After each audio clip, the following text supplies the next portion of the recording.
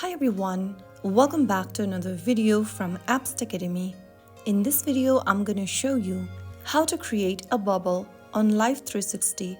To create a bubble on Life360, first of all, open up the Life360 app on your mobile device. Once you do that, from the home page, go ahead and tap on the location option at the bottom if you haven't already. Now, in the map, tap on the person or the circle you want to create a bubble around.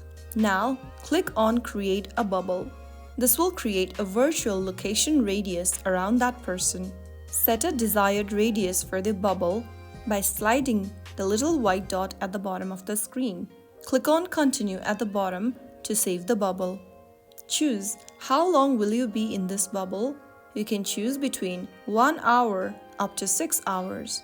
After you make a selection, tap on Continue at the bottom. Now click the Done button at the bottom, and this will help you create a bubble around your loved ones. Creating a bubble will enhance safety, flexibility, and avoid unnecessary interference.